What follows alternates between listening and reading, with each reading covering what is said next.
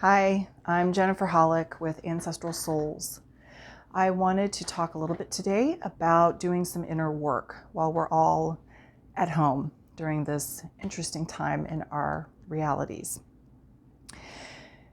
I've been doing a lot of that since 2012 very consciously, and if you are waking up and you're seeing more and more things come online or into your reality about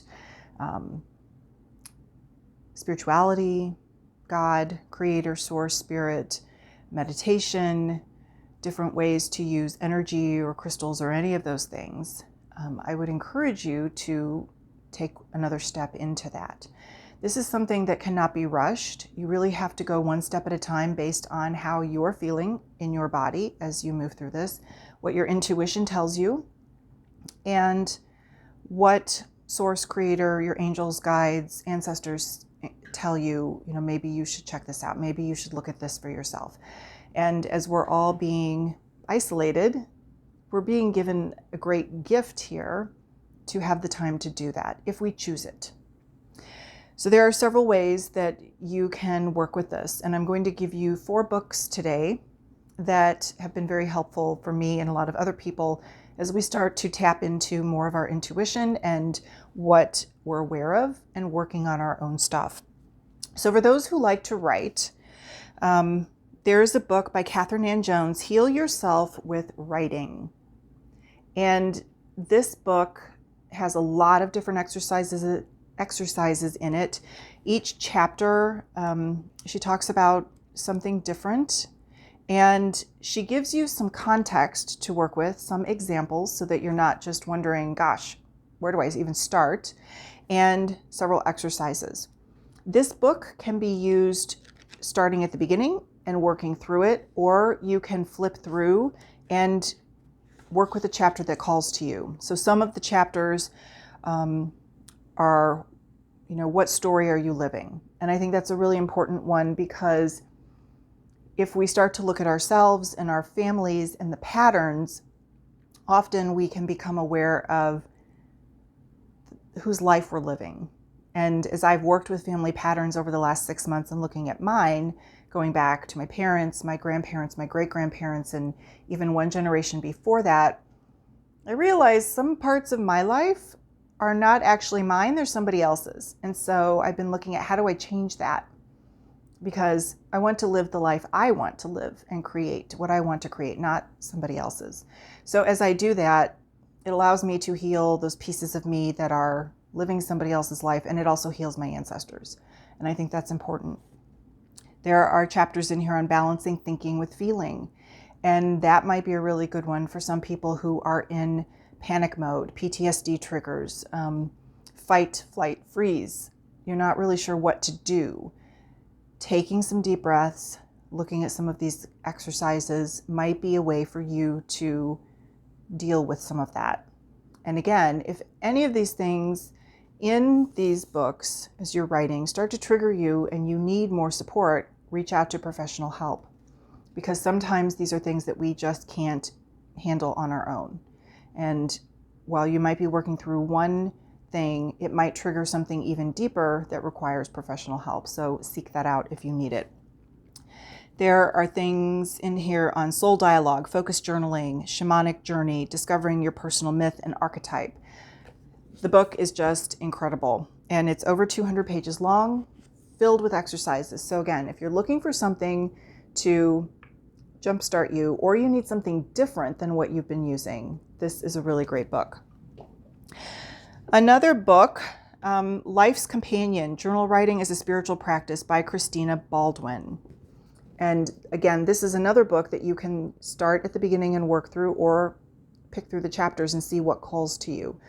I have so many different writing books, and often I won't start at the beginning. I will either open it up and see what page shows up, because that's always a sign for me that I need to look at whatever's on that page within myself. Or if I'm struggling with something, I'll go through my writing books and look for that topic and see what kind of exercises and examples are being provided that give me a start to actually do some of that work. In each of her chapters, She gives you, again, several examples. She uses dreams in here. How can dreams help you with your journaling? She gives a lot of different problem solving, writing exercises, shielding exercises. There's just so much to this book. And whether you are in a religious practice or you don't adhere to a religion, but you do spiritual practices, this book can work for anybody. So her chapters, a lot of them include laying the groundwork, conditions for travel, like traveling within yourself, different types of guidance, like from your body or your sleep and your dreams, sacred ritual, or your intuition, which many of us really need to start paying attention to. And if we already are, great. Now, can you go deeper? Because there's always something else there for us. 4 major practices: love, forgiveness, trust, and acceptance. How to apply these practices, and then how to travel in the world, finding your people, speaking your voice, using your faith, whatever that is in the process. So again, Life's Companion, really great book if you need something different. For the empaths, Judith Orloff's Thriving as an Empath. This book, again, you can use whether day by day. She's got every day dated. It's not by calendar year, so you can pick up this book and use it for the rest of your life. Every day she has a topic, and let's go to today. Today's the 25th. Today her topic is the joy of being with positive people, and she writes 2 or 3 paragraphs about each topic, and then she has an intention. So today her intention is, I have choice about my relationships. I will identify some positive people in my life and reach out to them. I will appreciate how valuable they are. And that's something I've talked about on Ancestral Souls recently, is looking at the energy of the people, the organizations, the communities, even your work. Is it a vibrational match? Is it lining up with who you truly are? And if some of the people in your life are just completely draining you all the time, it's time to stop and say, okay, what do I need to do here? And then take those steps.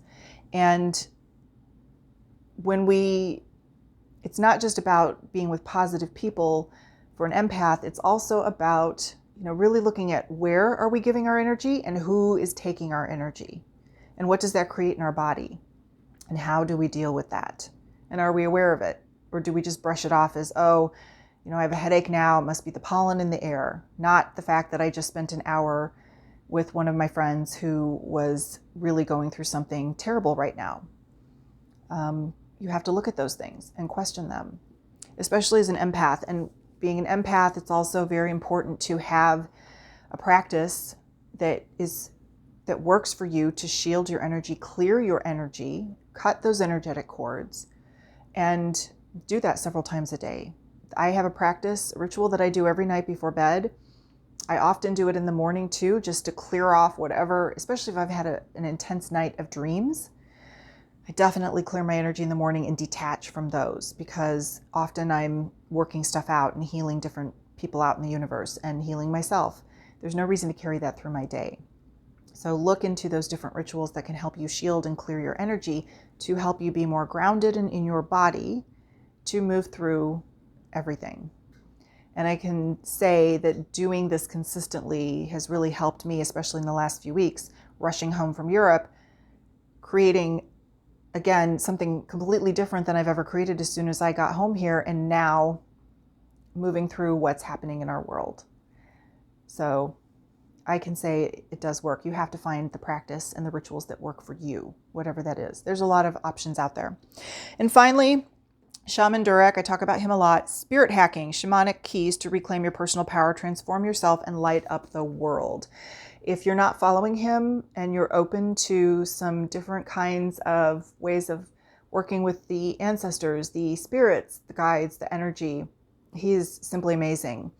And he's often on Facebook Live lately and Instagram Live, where he does healings on people, and everybody who's watching can partake in that. And his book is really great.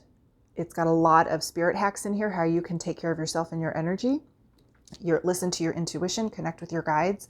I read it right before I flew to Europe last month, and I'm getting ready to start it again because I feel like there are a lot of things in here I need right now that I need to start implementing. So another great resource.